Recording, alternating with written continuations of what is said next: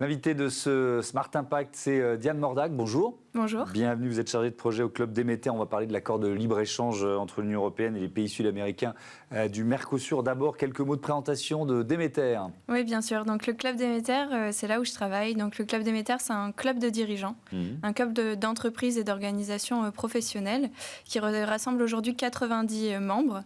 Donc, en fait, le Club Demeter travaille avec les dirigeants de ces entreprises et organisations. On est là, en fait, pour les informer sur des sujets qui ne seraient pas leur sujet du quotidien. L'intelligence artificielle ou d'autres choses qui sont comme ça.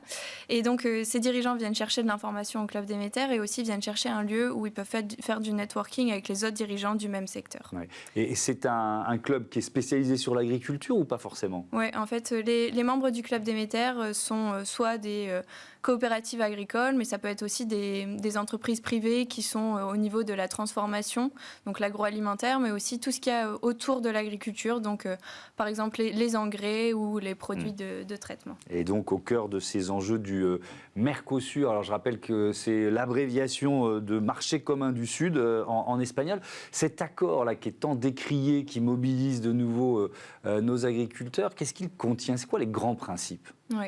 Alors d'abord, juste avant de rentrer peut-être sur les principes, rappeler le Mercosur, donc c'est 5 États d'Amérique du Sud. On va aller voir s'afficher. Brésil, Argentine, Uruguay, Paraguay, Bolivie. Tout à fait. Le PIB du Mercosur, c'est 5% du PIB mondial. Au niveau de la population, c'est 4% de la population mondiale.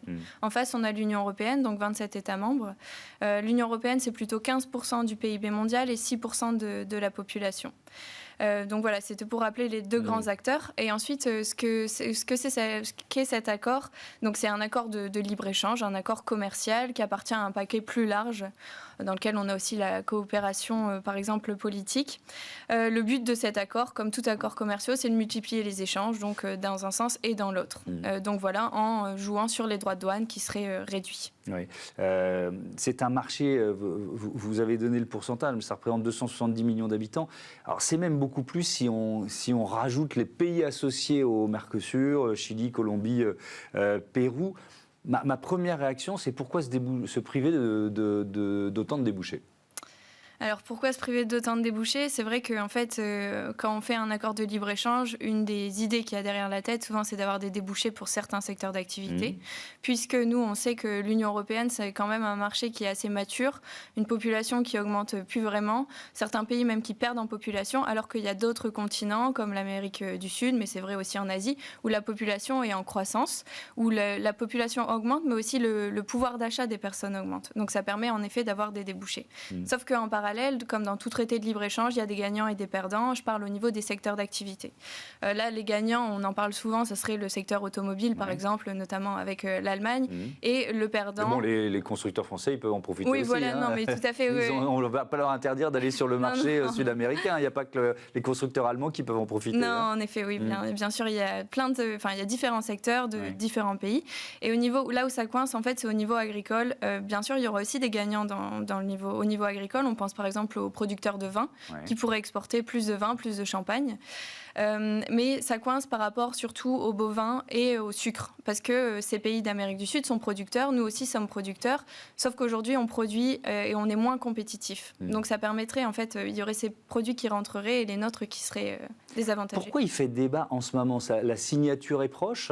Il y a eu le G20 au Brésil. Je pense que c'est un an aussi après les manifestations agricoles de l'an dernier. Donc il y a un peu tout ça qui se remet en route. Et je pense que le G20, il y avait aussi cette appréhension de signature du Mercosur, de l'accord pendant le G20. Alors on va peut-être rentrer un peu dans le détail de ce que ça représente au niveau européen, parce que c'est aussi intéressant sur la place de la France, l'isolement de la France, peut-être même aussi le poids d'un Emmanuel Macron aujourd'hui au niveau international. La France semblait très isolée au départ, elle l'est peut-être un peu moins aujourd'hui, est-ce qu'on peut dire ça? Oui, elle l'est moins, puisqu'il y a des pays qui se rallient autour de la France, par exemple la Pologne dernièrement. Il y a l'Italie aussi qui a fait savoir qu'elle partageait la position de la France. Je ne pense pas qu'on puisse parler d'une France qui est isolée, je pense qu'en fait il y a des intérêts qui sont différents au sein même de l'Union européenne. européenne, qui fait que sur certains dossiers, oui, les pays sont isolés, mais je pense qu'on a quand même encore de l'influence au sein de l'Union européenne. Et je pense que le fait de parler de ce sujet sous tous les angles, pas juste l'angle économique, mais aussi rappeler ce qu'est l'agriculture, ce que ça apporte au niveau social, par exemple, ce que ça pourrait apporter aussi au niveau environnemental. On parle de capture du carbone grâce à l'agriculture, on parle aussi de, grâce à l'élevage, d'avoir des engrais qui sont biologiques pour ensuite faire de l'agriculture biologique. Enfin, rappeler vraiment tout ce qu'est l'agriculture et ce qu'elle permet aujourd'hui et ce qu'elle peut permettre aussi dans le futur. L'objectif, c'est pas forcément d'interdire cet accord, c'est de l'améliorer? Oui, c'est de le changer parce que là, en fait, on est sur une base qui date de 2019. Il y a eu un accord de principe, en fait, qui a été signé en 2019.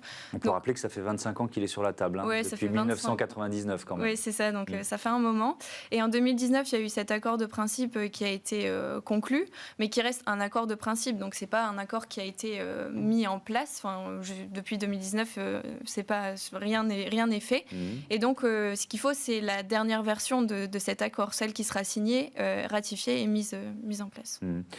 Il manque un pays, là, au niveau européen, puisqu'il faut, je crois, 4 pays qui représentent 35% de la population de l'Union, c'est ça, pour réussir à bloquer un accord? Il faut 4 pays qui représentent 35% de la population de l'Union européenne pour bloquer au niveau du Conseil européen cet accord. Mais on n'a pas encore la version finale, en fait, de l'accord, donc on ne sait pas non plus si, au final, la version qu'on nous présentera sera bénéfique aussi pour la France et son agriculture. Est-ce qu'on ne noircit pas le tableau quand même sur notamment ce bœuf brésilien qui déferlerait sur nos étals? On ne va pas rentrer dans le détail des chiffres, mais ça ne représente pas des pourcentages très importants du bœuf consommé en France ou en Europe. Oui, je pense qu'il faut, en effet, il faut voir qu'il y a des quotas qui seraient appliqués. Enfin, il y a un pourcentage seulement qui pourrait rentrer sur notre territoire. Mais ce qu'il faut ne pas oublier aussi, c'est par ailleurs les autres accords de libre-échange qu'on a qui font aussi rentrer des produits agricoles sur notre territoire. On pense à l'Ukraine, on pense aussi au Canada ou à l'Australie, la Nouvelle-Zélande. Donc c'est un peu tout ça cumulé, je pense, qui commence à effrayer. Et je pense que c'est aussi un moment donné où nos producteurs, nos éleveurs sont aussi dans une passe un peu difficile, avec des coûts de production qui sont élevés, les prix du marché qui sont pas aussi élevés qu'il faudrait. Donc je pense que c'est tout ça, en fait, qui fait que ça devient indigeste. Mais c'est ce que ça révèle, d'ailleurs. C'est ça qui est intéressant dans cette crise du Mercosur. Qu'est-ce que ça révèle comme faille beaucoup plus structurelle de notre agriculture? Ça révèle que notre agriculture dans l'Union européenne, et en particulier française, est peu compétitive au niveau économique. Peu compétitive pour des raisons qui sont totalement valables, parce qu'on s'intéresse plus maintenant peut-être à l'environnement, on fait plus attention, donc il y a des choses qui prennent plus de temps, qui donc coûtent plus cher à produire. Il y a des raisons aussi qui sont peut-être un peu moins valables, on parle souvent de la bureaucratie et de toutes ces normes qui se superposent. Donc ça montre qu'on est peu compétitif au niveau économique. Mais cette transposition des normes qui est effectivement beaucoup critiquée par les agriculteurs français, il y a certainement plein de secteurs où les normes européennes, les normes françaises se superposent.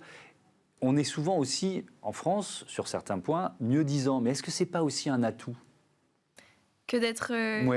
que d'être plus ambitieux en matière environnementale. Bien sûr, c'est tout à fait un atout. Je pense que... Mais c'est pas ce qu'on entend forcément dans les agriculteurs. C'est pas ce qu'on entend, mais après, les agriculteurs il y a des agriculteurs très différents. Bien sûr. On entend des choses. Après, il y a des choses qui sont plus relayées que d'autres. Mais bien sûr, c'est un atout que de voir le côté positif de l'agriculture pour l'environnement, parce qu'il y en a plein.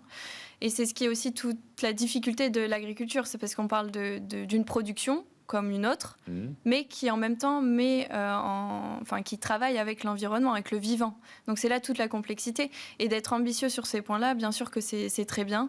Je pense qu'il nous reste encore du temps il faut qu'on trouve des méthodes qui soient plus efficaces, même au niveau environnemental. Je pense que tout le monde est en ordre de bataille pour réussir à produire tout en faisant plus attention à l'environnement. Mais oui, l'ambition, c'est super. Après, il ne faut pas oublier le contexte international. avec quand même des poids lourds économiques, aussi bien sur tous les secteurs que sur les secteurs agricoles, et aussi des acteurs qui ne sont pas forcément plus lourds que nous, mais qui sont peut-être plus dynamiques ou, si je peux utiliser un autre mot, plus agressifs. Oui, effectivement, avec notamment les États-Unis et cette guerre commerciale que Donald Trump est en train de rallumer. D'ailleurs, peut-on se passer du marché sud-américain dans un contexte comme celui-là? Tiens, ça aurait pu être une autre question supplémentaire. Merci beaucoup, Diane Mordac, d'être venue partager votre analyse et à bientôt sur Be Smart for Change. On passe à notre débat, les offres d'emploi à impact au programme.